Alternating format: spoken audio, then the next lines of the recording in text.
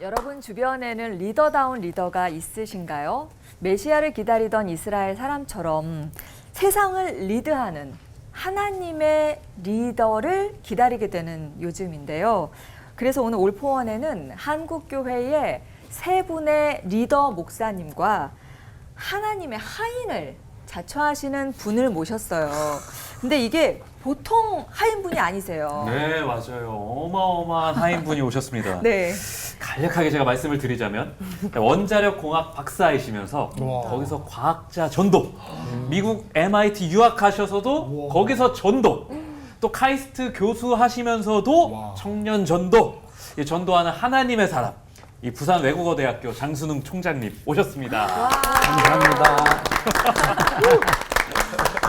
정말 너무 대단하신데 장순웅 총장님께는 이상하게 사람들이 막 모이는 달란트가 있으시다고 하던데 김문훈 목사님께서 잘 알고 계신다고.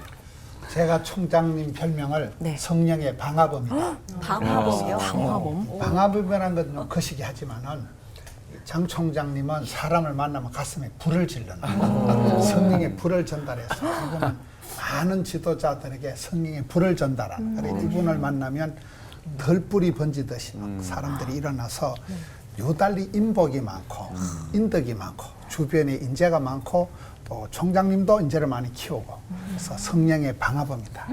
가슴에 성령의 불을 지피는 분이다. 소개가 마음에 드세요, 총장님? 듣고 계셔. 예, 뭐 그렇게 살아야 되겠네요. 네. 네. 굉장히 짧게 얘기해 주셨지만 또 설교와 말씀 통해서 이야기 더 나눠볼 수 있을 것 같습니다. 사람 모이게 하는 달란트 하면은 우리 목사님들도 누구 못지 않으신데요. 이 네 분과 함께 그리스도인에게 꼭 필요한 하나님의 리더십 알아보도록 하겠습니다. 김문훈 목사님과 장순웅 총장님 설교 듣고 나서 이야기 나눠보도록 하죠. 네. 제가 주제를 삼겹줄 리더십이다. 성부, 성자, 성령 하나님, 삼위 하나님의 삼겹줄 리더십이다. 우리가 리더십이라고 할 때는 이렇게 하나님이 그 사람을 세웠느냐, 지가 하고 싶어서 하느냐, 이 하늘과 땅 차이겠다고 하는 거예요. 자기가 시작한 일은 때리치우면 그만이에요. 하다 스톱하면 그만이지만 하나님이 부탁하신 미션, 사명은 아파도 해야 되고 싫어도 해야 되고 반대도 해야 돼요. 하나님이 세우시는 리더십은 어떤 것인가? 이 성부, 성자, 성령 하나님이 세우시는 리더십에 살펴볼 때 첫째, 성부 하나님이 세우시는 리더십은 하나님의 부르심을 보라.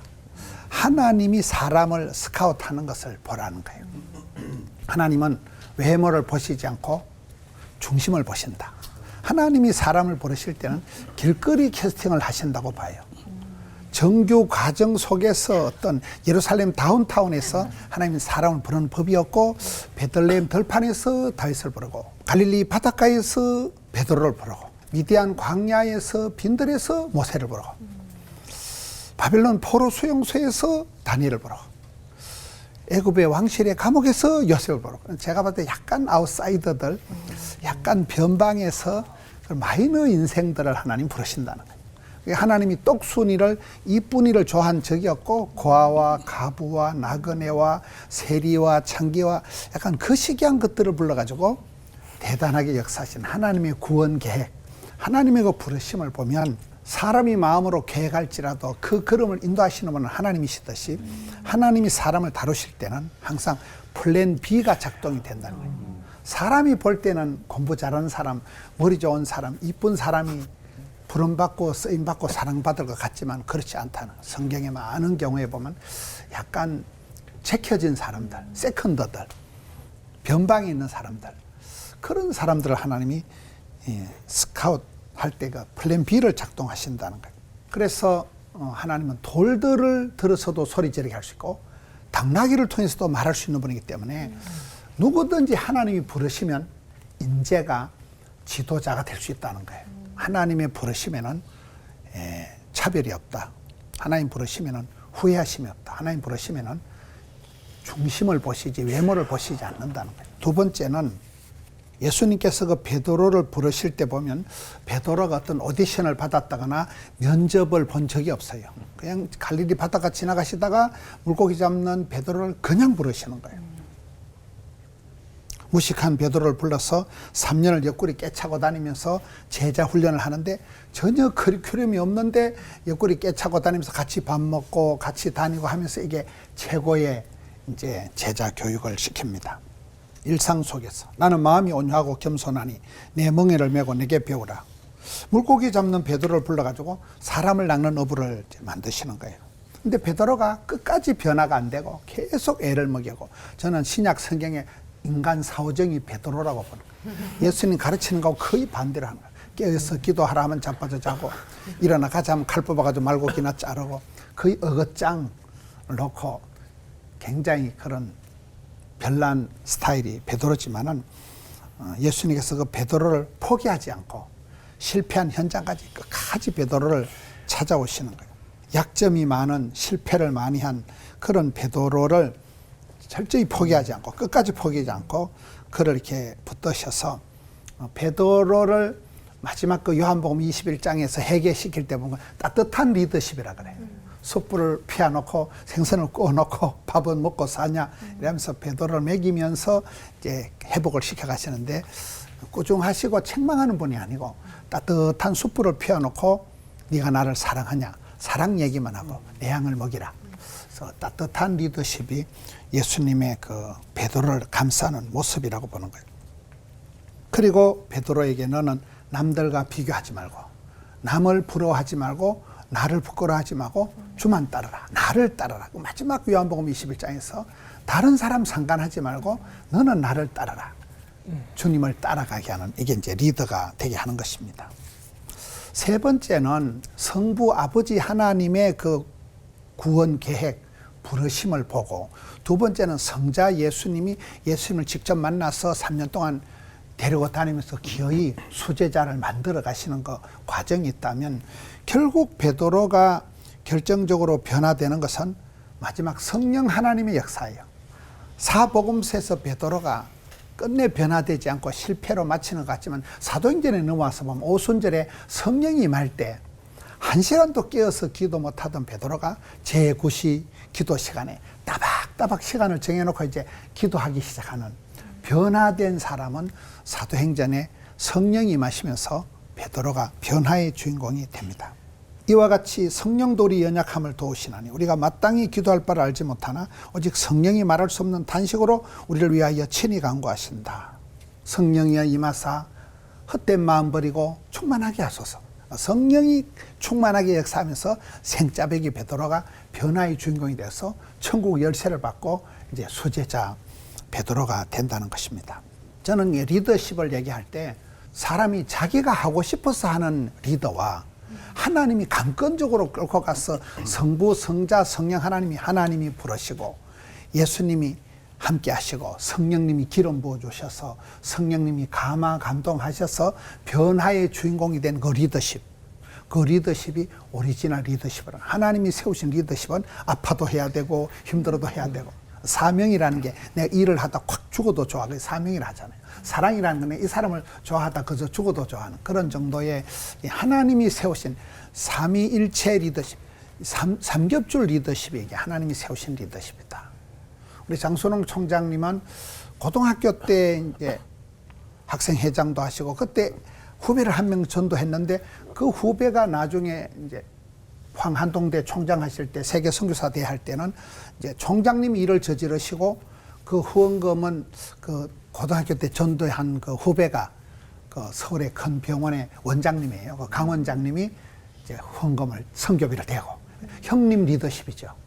우리 형님 리더십, 따뜻한 리더십, 삼겹줄 리더십. 저는 이게 하나님이 우리에게 주시는, 하나님이 그 부르시면 우리가 응답을 하고 주님이 부르실 때 우리가 따라가고, 그럴 때 형님 리더십이 생기고, 이 성령 하나님, 성부, 성자 하나님이 우리를 감화감동할 때는 사람이 어떻게 할 수가 없는, 세상이 감당할 수 없는 이런 삼겹줄 리더십이 세워진다. 우리 성도님들도, 우리 CBS 애청자들도 이 방송을 보면서 하나님이 부르시고 시대가 요청하고 교회가 필요하고 내면의 절규가 일어난다면 응답하라, 반응하라. 그럴 때 누구든지 하나님 앞에 멋진 리더로 세워줄 수가 있어서 이 시대에 좋은 리더십이 세워지는 우리 성도님들 되시기를 축원합니다. 하나님 아버지 감사합니다. 주의 응답하심을 따라 나서는 귀한 리더들이 벌떼같이 일어나게 하여 주시옵소서. 가정에서 교회에서 이 나라에 선한 영향력을 미치는 리더십들이 일어나게 해 주시옵소서. 예수님 이름으로 기도하옵나이다. 아멘. 오늘 우리가 묵상한 말씀은 사도행전 20장 35절인데요. 이 말씀에는 주 예수님께서 직접 하신 중요한 가르침이 담겨 있습니다. 주님께서 우리에게 주신 이 진리, 우리 주는 것이 받는 것보다 복이 있다는 말씀을 가슴 깊이 새기며 설교를 시작하도록 하겠습니다. 먼저 저는 고등학교 2학년 때 예수님을 영접하는데요. 그때 앞으로 무엇이 될까 많이 고민을 했는데요. 어떤 시나리오를 그려도 다 허무해요. 뭐냐면 아무리 공부를 잘해도 무슨 좋은 일을 해도 결과적으로 아무리 무엇을 해도 마지막은 죽음이라는 것 때문에 굉장히 정말 허무함과 우울증 이런 게 빠졌어요. 그러다가 이제 교회 어떤 분이 요한복음 3장 16절을 가르쳐 주셨는데 그 요한복음 3장 16절이 제 마음을 바꿨죠. 그래서 저 그때 서울 덕수교회에서 처음으로 요한복음 3장 16절을 받아가지고 그때 그 요한복음 3장 16절이 딴 게 아니라 하나님이 우리를 너무 사랑하신다는 거, 그래서 독생자를 주셨다는 거, 하나님이 사랑하신다는 그거하고 우리에게 믿기만 하면은 우리가 정말 영생을 살 수 있다. 그 두 가지가 저한테 굉장히 컸던 것 같아요. 그러면서 그때부터 제가 정말 복음을 받아들이고 오늘날 이 시간까지 그때 그 간격으로 살고 있습니다. 근데 제가 54년 후죠. 제가 70년도에 이제 예수님을 영접하고 54년 후에 바로 올해 또 제가 세계 선교사 대회를 두 번째, 제가 한동대학교 있을 때 한 번 했고 이번에 또 우리 부산예고대학에서 한 번 하면서 제가 다시 한번 이 복음을 전한다는 게 얼마나 중요하고 그 복음이 우리가 줄 수 있는 가장 큰 사랑이라는 거 다시 깨닫고요. 그런 거를 제가 지금 또 그 복음에 전하는 그 사랑 속에서 사는 것이 가장 행복한 삶이라는 것을 여러분들한테 간증합니다. 제가 첫 번째 세계 선교사 대회를, 한인 선교사 대회를 제가 한동대학교에서 2021년에 했습니다. 근데 그때 2021년 할 때요, 뭐였냐면 여러분도 아시다시피 코로나 전염병이 막 유행해서 이걸 계속 강행해야 되느냐. 그래서 이제 그 약속은 제가 2018년도에 이미 한 거기 때문에 그래서 이걸 하느냐 마느냐 아주 굉장히 그랬는데, 그래서 그때 제가 기독교의 발흥이라는 노드니 스타크라는 사람이 쓴 책을 보고서 제가 자신감 있게 제가 해야 되겠다 생각했는데요. 그 기독교의 반응은 딴 게 없습니다. 오늘날 기독교가 이렇게 세계적으로 성장한 게 어떻게 됐느냐, 어떻게 하면 그 로마 제국의 기독교가 됐느냐, 공인이 됐느냐, 그 어떻게 성장했냐 봤더니요, 처음에는 굉장히 미비한 기독교, 그것이 200년도에서 300년도 그 사이에 엄청난 전염병이 많이 왔는데 그 전염병이 올 때마다 기독교가 성장됐다는 거예요. 근데 전염병이 올 때마다 로마 시민들은 다 도망갔는데 그 기독교인들은 아픈 사람들을 이렇게 보살펴줘가지고 그때마다 사람들이 기독교인들은 죽음도 두려워하지 않고 정말 사랑을 베푸는구나. 그러면서 그때 10년마다 40%씩 성장했다. 그걸 보고서 제가 제가 한동대학교의 총장으로 섬기면서 그때 정말 용감하게 했습니다. 그래서 학교도 다 열고 그랬는데 정말 다행히도 거의 뭐 한 명도 코로나 걸린 사람이 별로 없었어요. 거의 없었어요. 그리고 세계 선교사 대회도 유치했습니다. 근데 제가 중요한 거는 하나님의 선교 글을 보면은요, 하나님의 리더십도 볼 수가 있죠. 우리가 어려울 때 우리가 세상을 바꿀 수 있다. 어려울 때 사랑으로 세상을 바꿀 수 있다는 걸 배웠습니다. 그러면서 제가 한국의 선교도 한번 좀 살펴봤어요. 근데 한국의 선교도 보니까요, 우리나라도 여러분들 아다시피 최초의 선교사 언더우드 아펜셀러, 언더우드 같은 분들 여러분 다 기억나시잖아요.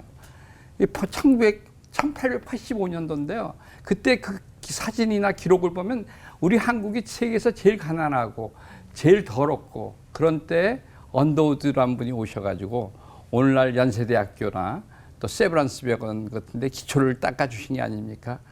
그래서 그때 그런 분들이 있었기 때문에 오늘날 우리 한국이 있었던 거고, 그래서 그 제가 뭐 여러 선교사님 많지만 또 한 분의 그 사랑이 너무 뜨거웠던 분 기억하실 때 선교사님이 루비 캔드릭 선교사인데요.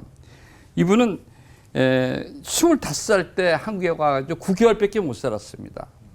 근데 9개월 살고도 돌아가시면서 그분이 뭐라 그랬냐면은, 만약 내가 목숨이 더 1000개가 있더라도 한국에 바치겠다. 그러면서 자기를 보냈던 그 텍사스의 청년들한테 한국에 오라. 그런 그 사랑이 있었기 때문에 정말 한국이 오늘날 있지 않았나 생각합니다. 여러분 어떻습니까? 한국은 이미 세계에서 가장 복음이 많이 전파됐고 아시아, 그래서 선교사도 많이 보내고요. 그 다음에 한국이 5천만이 넘는 인구 중에 3만 불 이상 국민소득 가진 나라가 7개밖에 없습니다. 그러니까 그 중에서 이제 아시아는 한국하고 일본밖에 없는데 이제 최근에 2인당 국민소득이 일본보다 높았습니다. 근데 한국은 정말 너무 축복받은 나라입니다. 자, 복음적으로도 너무 축복받았고 경제적으로 너무 축복받았는데요. 그래서 저는 이 축복받은 우리 한국이 이제 빚을 갚아야 된다고 생각합니다. 그래서 저는 이 축복받은 우리 모두가 정말 하나님이 주신 그 달란트를 마음껏 발휘해야 된다고 생각합니다. 그 달란트를 통해서 복음과 사랑을 전해야 된다고 생각합니다. 그래서 달란트를 한 달란트건 2달란트, 5달란트 중요한 게 아니라 각자가 그 달란트를 가지고 최선을 다하면서 복음과 사랑을 전해야 되겠다. 그런 말씀을 제가 전하면서 우리 모두가 정말 하나님의 리더십을 한마디로 하면 하나님이 먼저 주셨다는 겁니다. 하나님이 독생자를 주셨고 우리에게 창조를 하셨고 독생자를 주셨고 우리에게 필요한 모든 걸 주셨지 않습니까? 그래서 하나님의 리더십은 주는 리더십이라고 생각합니다. 그래서 우리가 하나님의 리더십은 우리가 가지고 있는 것을 크고 작은 것을 이웃에게 주는 그런 리더십을 가질 때 우리가 훌륭한 여러분들 리더가 될 수 있다 그렇게 생각합니다. 기도합니다. 사랑하는 하나님의 아버지, 그 주신 사랑을 기억하고 우리가 주는 사람이 되시기를 간절히 소원합니다.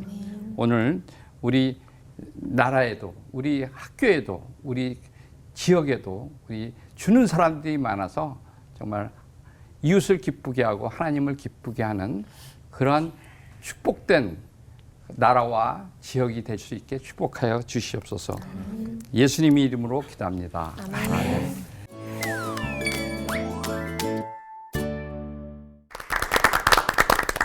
김문우 목사님도 이 파워가 대단하시지만 장 총장님 보통 설교할 일은 많이 없으시죠? 그런데 오늘 또 이렇게 굉장히 조용한 가운데에도 느껴지는 힘이 있었습니다. 네. 감사합니다. 목사님들 어떻게 들으셨는지 궁금한데요. 설교를 들으시면서 세상의 리더와 하나님의 리더는 무슨 차이가 있는 걸까? 그것부터 좀 정의를 좀 내리고 갔으면 좋겠어요. 저는 세상의 리더십은 세상 눈치 보고 인기에 야합하고 여론에 신경을 쓰고 이게 이제 세상의 리더십이라면 하나님이 주신 리더십은 하나님 나를 부르셨고 하나님 나를 세우셨다. 하나님이 강건하셔서 맡기셨기 때문에 이 일은 어쨌든 해야 된다. 하나님이 세우셨느냐 사람 눈치 보고 하느냐 그 차이 같아요. 임 목사님.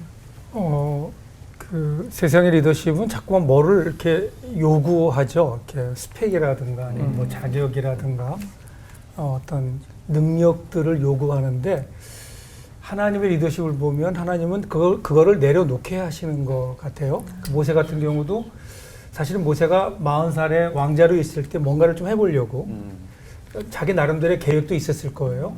히브리 노예들을 모아서 뭔가 이렇게 좀 힘을 모은 다음에 그래서 우리가 봉기한 다음에 뭐 자치주주를 만들어서 뭐 우리 나름대로 어떤 제한적이더라도 그런 어떤 무슨 정치적인 그 자치구 같은 걸 만들어서 뭐 한번 해보자 뭐 그런 생각도 했을지 몰라요. 그런데 그때는 하나님이 전혀 관심 갖지 않으시고 그거 다 내려놓게 하시고 열정과 자기 생각과 전략을 다 내려놓게 하신 다음에 40년 후에 그 모든 게 다 내려놓았을 때 그때 하나님께서 하나님의 뜻에 따라 모세를 사용하시는 거 보면 하나님은 하나님의 리더, 하나님이 세우신 리더들은 오히려 우리가 중요하다고 생각하는 어떤 가치들을 내려놓게 하신다 그런 생각이 들어요. 예, 내가 이 자리에 오른 것이 그 무엇 때문인가에 대한 이 정책의 정치적 정통성이라고 하는데 그 정통성이 무엇인가에 대해서 하나님의 사람들은 하나님의 리더십은 내가 하나님께 붙들려 있다는 게 중요한데 세상의 리더십은 내가 무엇을 붙잡고 있는가가 중요한 것 같아요. 그래서 제 인생의 모토이면서 제가 세운 대안학교 교훈입니다. 하나님께 붙들리면 무엇을 붙잡아도 승리한다. 세상의 교육과는 세계관은 성공과는 너 지금 성공할 아이템 있어? 어떤 이 스펙 있어? 그래서 너 이거 학위해야 돼.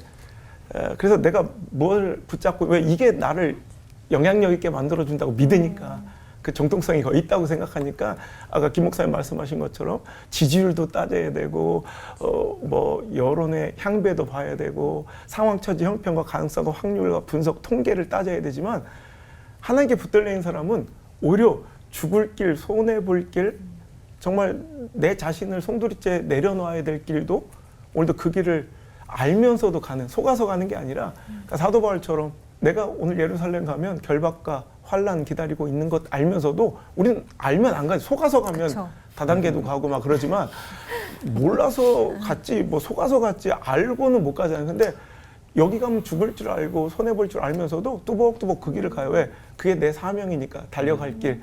주 예수 그리스도께 받은 사명이니까 내 목숨도 생명도 조금도 아끼지 않겠다. 그러니까 하나님께 붙들려 있는 게 중요한 거지. 그러니까 세상 사람들처럼 내가 무엇을 붙잡고 있는지에 연연하지 않고 내 인생이 사명에 붙들려 있으면 우리 장종사님 말씀처럼 그냥 올라지고 높아지는 것, 영향력 가진 것이 문제가 아니라 그것 가지고 어떻게 사용되고 흘러갈까에 관심이 더 많은 것 같아요. 그래서 내가 너를 번성케 하고 복을 주어 내 이름을 창대하게 하리니 세상은 이게 성공인데 더 나아가서 너는 복의 근원이 되라. 그 복을 잘 흘려보내주는 그러니까 높아지는 게 목적이 아니라 높아진 것 가지고 흐를 수 있는 더 큰 명분과 목적과 사명 가지고 살아가는 사람들이 하나님의 리더십인 것 같아요. 네, 분명한 차이가 있네요. 네. 네, 저는 장순 총장님 말씀을 들으면서 그분이 떠올랐어요. 어떤 분이요? 햄릿. 그 햄릿의 명대사가 있잖아요. 이 대사를 여기서 예. 죽느냐 사느냐 그것이 문제로다. 고2 때, 그죠? 잘한다. 오, 잘. 네, 저도 계속 이렇게 연기를 하는 게 참. 아무튼 고2 때 그 죽음에 대한 그 고민과 우울증을 앓으셨다고 하셨는데 좀 이른 감이 없지 않아 있다 생각이 드는데 그럼 총장님께서 그러면 교회를 찾아가시게 된 그런 이유가 어떻게 되는지. 예. 제가 이제 아까도 말씀 좀 드렸지만 제가 미래를 설계해 봤는데요. 어떤 시나리오를 그려도 결국은 다 죽음이에요. 뭐 공부를 잘하던 일을 잘하던 아무리 노력을 하던 다 죽는 것밖에 없으니까 그 참 허무하고 너무나 그렇더라고요. 그런데 이거 인간의 힘으로 안 되겠다. 그래서 이제 제가 그래도 하나님이 믿는 교회는 뭐가 좀 있겠다 하는 생각에서 교회를 찾아간 거죠. 그래서 아까 교회 가서 제가 하나 깨달은 거예요. 그날 바로 깨달은 게 뭐냐면 아까 요한복음 3장 16절 보니까 제가 믿는다는 것의 중요성을 깨달았어요. 우리가 아무리 노력하고 아무리 공부를 잘하고 어떤 일을 해도 다 죽는데 믿으면은 영원한 삶을 살 수 있다. 예수 그리스도를 믿으면은 독생자 예수 그리스도를 믿으면은 멸망치 않고 영원히 살 수 있다. 그래서 저는 그때부터 역시 인간의 노력 가지고는 안 된다. 바로 믿음, 신앙은 인간의 노력보다 훨씬 더 중요하다. 그런 걸 깨닫고 오늘까지 열심히 믿으며 살게 된 것이죠. 굉장히 극적인 변화를 맞으셨네요. 네. 네. 이 김문원 목사님께서는 그 청년 시절에 아파서 되게 고생 많이 하시고 죽을 뻔하다가 살아나셨다고 저희한테도 이렇게 이야기 몇 번 이렇게 간증해 주셨던 기억이 제가 나거든요. 근데 뭐 하나님 만나면 이 두 분처럼 바로 하나님이 이렇게 쓰시는 리더로 변할 수 있는 건지. 근데 일반적으로는 아이 뭐 두 분은 머리가 좋으시니까 뭐 아니면 뭐 두 분은 능력이 있으시니까 아 근데 나를 보면 난 안 되거든, 난 안 돼, 난 저런 사람이 아니야, 이런 경우가 훨씬 많거든요. 근데 하나님이 쓰시면 바로 그렇게 할 수 있을까요? 저는 이제 좋아하는 말이 하나님 100%, 사람 100%. 생로병사, 흥망성쇠를 주관하시는 분은 하나님이시지만은 하나님이 우리를 부르실 때 믿은 만큼 말한 대로, 소원대로, 심은 대로 이제 우리를 쓰신다고 할 때 누가 부름받자마자 바로 뭐 두각을 나타내는 리더십이 생기는 건 아니라고 보죠.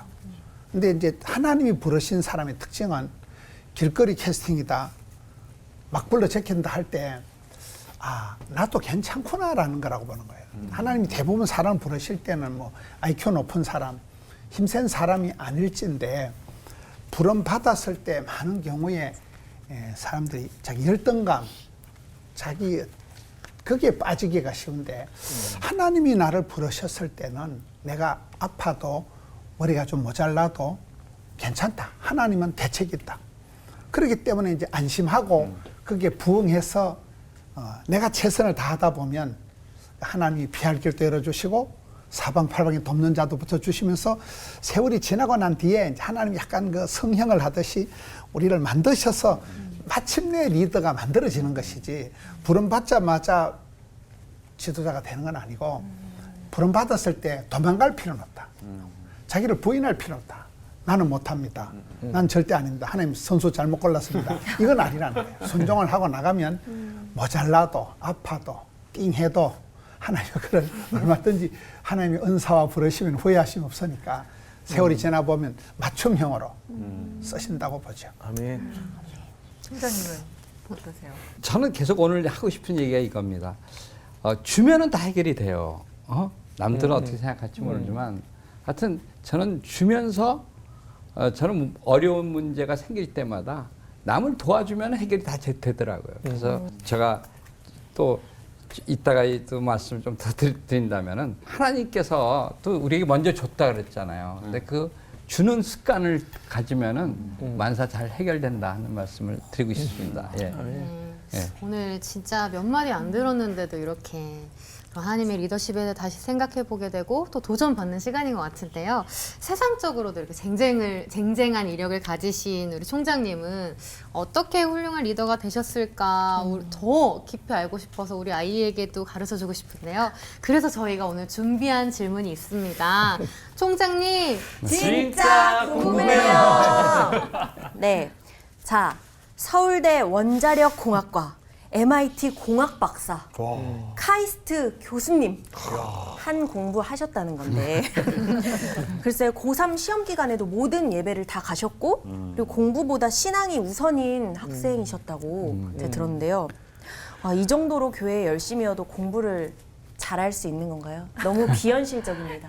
총장님. 아니 근데 제가 또 얘기하는데 저는 제가 고등학교 때 처음으로 이제 덕수교회 이제 고등부 회장이 됐는데 회장이 뭐 하냐 했더니 뭐 중요한 게 회원을 늘려야 된다 그래요. 그래서 회원을 늘리는 방법으로 저는 동기나 또 후배들의 좀 숙제 같은 거라든지 어려운 걸 도와주기 시작했어요.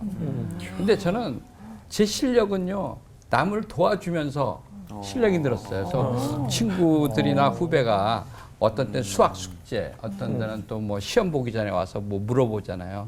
그걸 도와주기 위해서 제가 공부를 하다 보니까 늘었고, 또 하나 좀 여담이지만, 제가 2년, 저보다 2살 많은 누나가 있었어요. 근데 누나가 숙제가 하기 귀찮으면 저한테 와서 숙제를 던져놓고 갔는데, 그리고선 용돈을 줘요, 저한테. 그래서 근데 그거보다도, 그래도 제가 이제 그때 누나 숙제를 조금 도와줬어요. 그것도 저한테. 선행학습이네요. 근데 그게 무지하게 나중에 도움이 되죠. 그러니까 저는 지금도 그래요. 지금도 내가 왜 실력이 늘었느냐. 뭐 제자들이나 또 우리 또 산업체 문제를 갖고 오면 그 문제를 같이 해결해주고 도와주면서 저 실력이 늘은 것 같아요. 그래서 저는 늘 얘기하는 게 남을 도와주는 게 나에게 실력이 된다. 그래서 기성전도.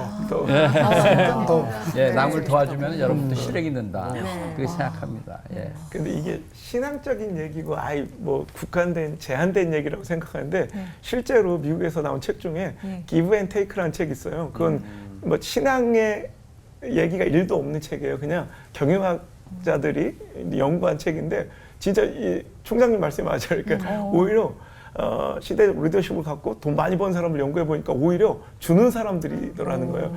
돈 벌고 싶으면 악재까지 모아야 될 것 같은데 오히려 도와주고 줄 때 더 잘 된다는 거예요. 이건 신앙적인 영역 아니어서도 진짜 통하는 얘기인 것 같아요. 근데 그게 성령 충만해야 영적인 자신감이 있어야 그렇죠. 하나님께 받은 은사가 많다고 느껴져야 주는 거예요.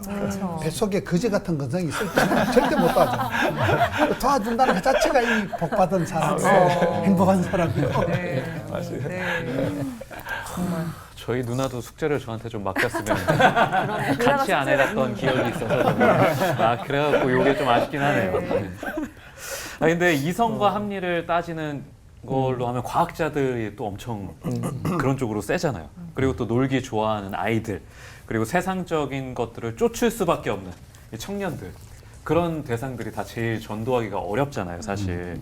근데 그런 분들에게 빠르고 확실하게 하나님께 인도한 전도 방법이 혹시 있으시면 저희한테 좀 알려주시면 저희가 진짜 좋은 팁이 될 것 같아요. 예, 제가 뭐 5C라 그러죠. 5C 방법을 제가 좀 이제 제안을 했는데 그 방법은 뭐냐면 제가 이런 얘기했어요. 믿지 않는 분들이 되게 성경을 읽었냐면 안 읽었다 그러잖아요. 그럼 제가 성경을 요약해 드릴까요? 그러면은 5분 동안에 요약해 드리겠다. 뭐 3분 동안에 요약을 해 드리겠다. 그러면은 그거 안 듣겠다는 사람 아직도 한 명도 없었어요. 어느 교회 가서도. 그래서 왜냐하면 성경이 중요한 책이라고는 다 느끼는가 봐요. 유명한 책이고.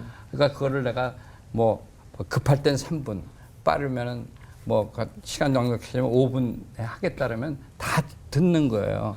그래서 이 5C를 가지고 성경을 요약해 주면서 복음을 전하기 시작했는데 그 5C는 딴 게 아니라요. 간단히 요약하면은 그러니까 창세기부터 요한계시록까지를 5개의 C로 요약한 건데 첫 번째 C는 크리에이션, 창조입니다.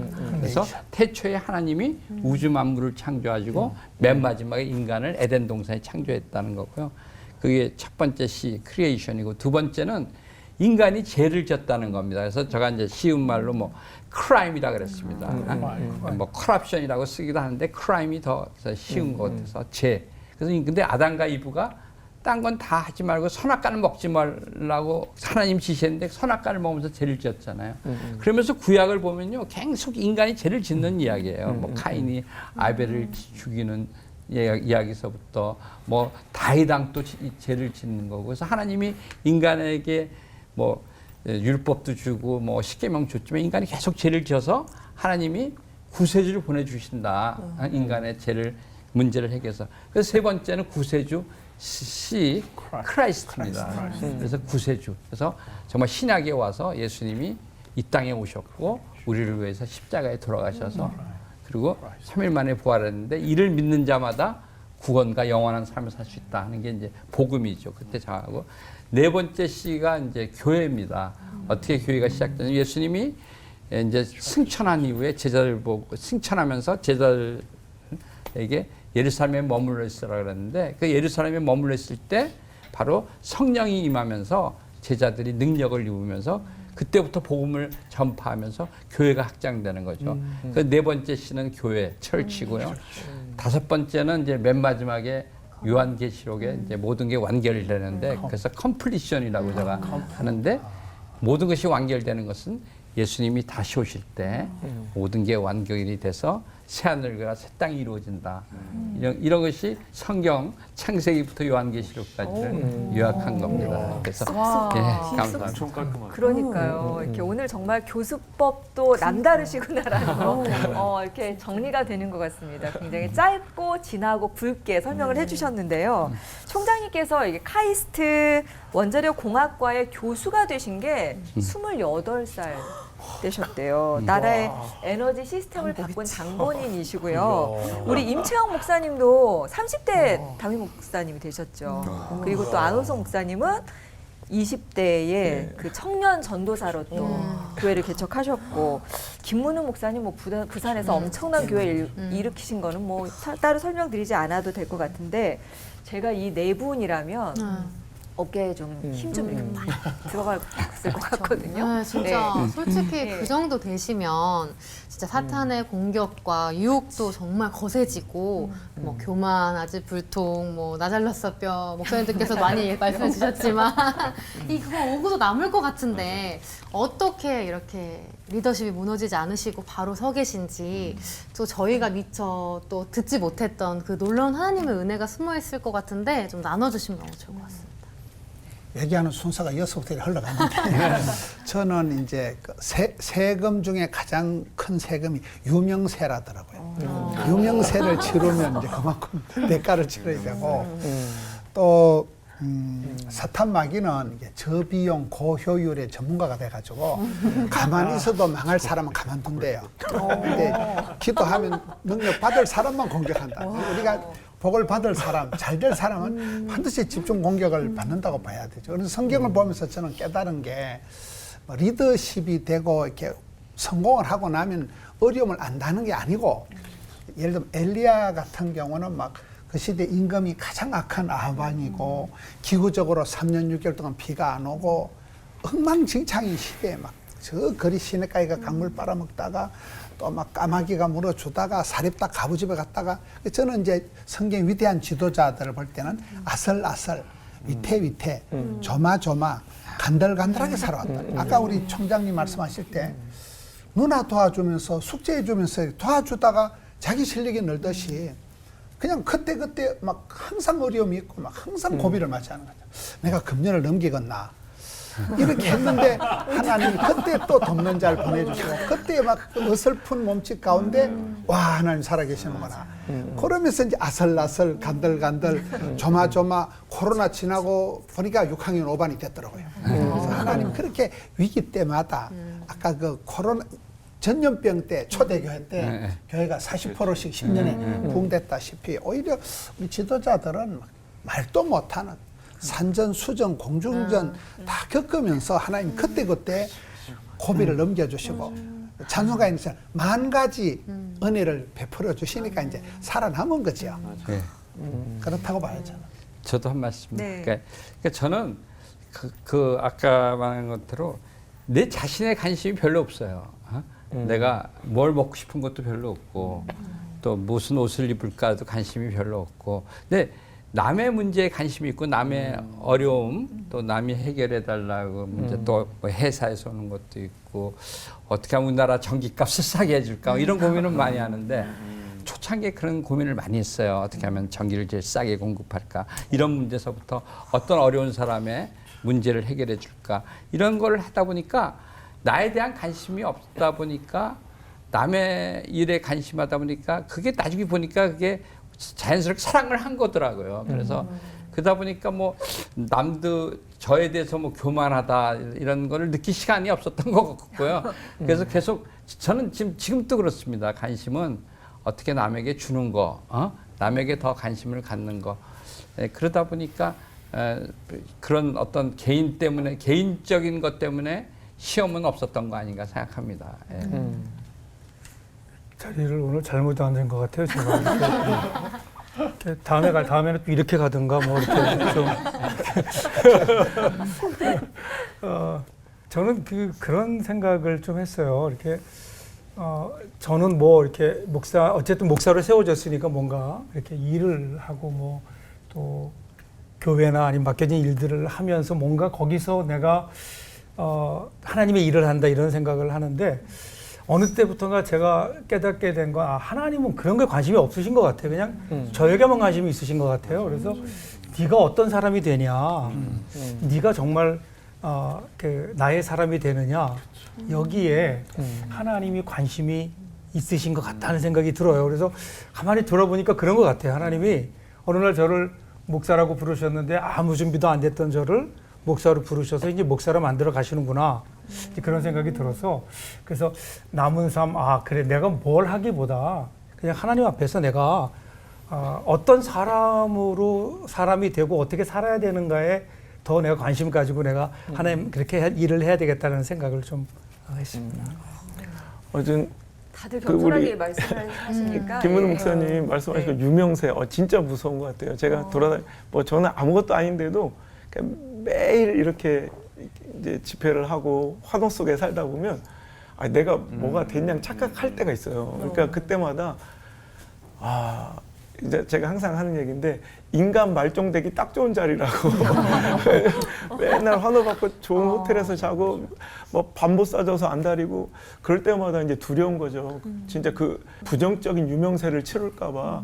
그래서 그때마다 제가 몇 번 고백한 적도 있는 것 같은데 그 교만해지지 않는 이건 끊임없는 싸움인 것 같아요. 그래서 이제 그 겸손을 지키기 위한 영적 루틴을 만드는 거죠. 그래서 두 가지. 하나는 겸손해야 되고 항상 감사 잃지 말아야 된다. 그래서 첫 번째는 항상 아침마다 모든 일정에 20분 전에 알람을 맞춰놓고 타월 깔고 어떤 호텔에서 어떤 자리든 무릎 꿇고 하나님 전 벌어집니다.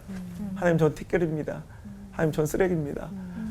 제 본질을 기억하고 있다는 걸 고백하는 주님 떠나가시면 전 아무것도 아닙니다. 주님이 날 버리시면 전 아무것도 아니오니 주님 날 버리지 말아주세요. 절 떠나지 말아주세요. 이걸 100번을 외쳐 아침마다. 그러면서 이제 내 마음을 투스리고 내가 하나님 아니면 이 환호가 내가 아니라 예수님을 등에 태운 나귀처럼 나귀야 속지 마라. 네가 아니라 내 뒤에 계신 분이다라는 걸 꼭 인식시키고 나오고요. 또 지금까지 우리 13년 동안 하루도 안 빼놓고 이렇게 집회하면서 지금까지 한 번도 배가 부른 채로 강대상을 밟은 적이 없어요. 그러니까 항상 강대상은 금식하고 올라가는 거. 그래서 매일 제공되고 이렇게 섬겨주는 그분들의 그 섬김을 그냥 형식적으로 먹지 말고 진짜 밥을 굶다가 먹으면 너무 감사하잖아요. 그래서 우리 수행비서들도 교만 못 떨게, 건방 못 떨게 같이 굶기고. 같이요? 예, 그래서 같이 한 끼를 먹어도 눈물을 흘리면서 먹어야 되고. 하여튼 뭐 이런 두 가지 루틴을 매일마다 100번씩 나는 벌어지고 티끌이고 쓰레기란 걸 고백하고 그리고 그 다음에 이제 금식하면서 항상 이게 하나님께로 왔음을 감사하고 기억하는 거. 그리고 진짜 제일 중요한 건 올포원에 오는 거예요. 와보면 내가 아무것도 아니라고 이렇게 깨닫게 돼요. 그래서 올포원만 오면 그냥 자연스럽게 겸손해집니다. 이 대가를 만나면서. 올폰에 오실 때마다도 또 금식을 하셔가지고 예. 저희가 먹으면서도 굉장히 죄송한 마음인데 또 그런 마음 저도 좀 닮을 수 있는 용기가 좀 있었으면 하는 마음도 드네요. 근데 오늘 하나님의 리더십 이야기를 하니까 사회생활을 또 안 하시거나 이런 분들 같은 경우에는 너무나 먼 이야기로 또 알아들으실 수 있을 것 같아요. 그래서 가정에서의 리더의 자리에 부모님들이 또 계시잖아요. 가정에서의 리더십은 어떻게 세우는 게 좋을까? 목사님들 중에 좀 이야기 나눠주실 분 있으면 임채영 목사님께 먼저 기회를 드릴게요. 가정에서의 어떤 리더십, 가정의 리더는 누구일까 하는 거죠. 그러니까 제가 가정의 리더로서 우리 가정을 쭉 이끌어 나갈 때 그 갖게 되는 그 어려움은 그런 것 같아요. 목사라고 하는 것과 교회에서 목사라고 하는 것, 가정에서 아버지라고 하는 것에 대한 어떤 거기서 오는 어떤 갈등 같은 것도 좀 있거든요. 그리고 가족들도 이미 그런 부담을 가지고 있고 저도 부담을 가지고 있고 그럴 때 가정에서는 철저하게 아버지로서 돌아가는 내려놓는 일들이 가장 먼저 중요하겠다 그런 생각을 해요. 아이들도 자기도 모르는 사이에 우리 가정이 자라나면서 그런 고민들을 좀 하거든요. 그래서 그것부터 좀 내려놓고 철저하게 내가 그 아버지로서 남편으로서의 자리로 그 돌아가는 그러한 어떤 그 내려놓는 마음 그런 마음으로부터 좀 출발해야 되지 않을까 그런 생각을 해요. 목사님들 얘기도 궁금하지만 여기 또 부부로 앉아 계신 모리아 강원주 목사님 이 두 분은 가정에서 어떤 리더십을 지금 실천하고 계실까? 노래하시겠죠, 뭐. 목사님 어떠세요? 먼저 제가요? 저는 그냥 늘 그런 생각을 하게 돼. 결혼하고 나서 내가 이렇게 우쭐대고 뭐 어깨를 이렇게 세울 수 있는 사람이 절대 아니구나라는 거를 느낄 수밖에 없게끔 하나님 만드시는데 제가 요즘 늘 묵상하는 게 뭐냐면 전 예수님이 아니면 제 가망이 없는 사람입니다 라는 표현을 많이 하거든요. 그러니까 가정 안에서도 그렇고 제가 어디 뭐 삶을 살아가면서도 그냥 느끼는 건데 어디로부터 왔는지를 생각을 해요. 제가 정말 뭔가 이렇게 어떤 한계선을 넘어가고 있는 나를 느끼고 발견할 때마다 내가 어디로부터 출발을 했는지 좀 먼지였거든요. 먼지. 주님이 아니면 저는 먼지일 수밖에 없는데 그 주가 일하심에 먼지로 살 수밖에 없는 나를 주님의 형상으로 살아가고 하나님의 빛을 전파하는 자로 살게 하셨기 때문에 저는 제가 뭐 아무것도 할 수 없는 자임을 느끼기에 그냥 가정 안에서도 가만히 있어야죠. 뭔가 굉장히 가만히 더 절제하고 네. 하고 싶은 말이 있어도 네. 맞다 나 먼지였지. 앞으로도 잘 아니, 지켜주세요. 옆에 계신 부인께서 너무 무서우셔서 그러신 거 아니에요? 근데 정말 진짜 너무 감사한 건 저희는 진짜 거의 1년에 365일을 거의 같이 항상 집뿐만 아니라 이렇게 사역도 항상 같이 다녀서 오히려 이제 각자 활동했었던 때보다 지금이 더 영적으로도 훨씬 저희는 부유해지고 안정감을 찾은 게 만약에 진짜 둘 중에 어느 하나가 이렇게 좀 이렇게 업이 된다거나 뭔가 약간 우쭐해질 때면 저희가 오늘 누가 하셨지? 항상 저희가 질문을 해요. 우리 먼저 누가 했습니까? 이러면 전 먼지입니다. 저희가 항상 진짜 정말 그 오고 가는 차 안에서도 항상 끊임없이 고백하는 게 진짜 오늘 목사님들 말씀 들으면서 진짜 뒤에 약간 다 이렇게 날개를 붙여드려야 될 것처럼 너무 그 겸손의 왕이신데 저희도 부족하지만 진짜 그 모습을 진짜 잊지 않으려고 발버둥 치고 있는 것 같아요. 네. 서로에게 거울이 돼서 비춰주고 계시네요. 네, 서로를. 네. 장충자님께서도 뭐 해주실 이야기가 있을까요? 저는 오늘 진짜 제가 오늘 이게 목사님들하고도 얘기 많이 나눠 그 내용 중에서 제일 큰 건 역시 우리는 아무것도 아니다. 우리가 가지고 있는 모든 거 정말 다 하나님께서 주신 거다. 저는 이제 과학자로서 한 가지 강조하고 싶은 거는요.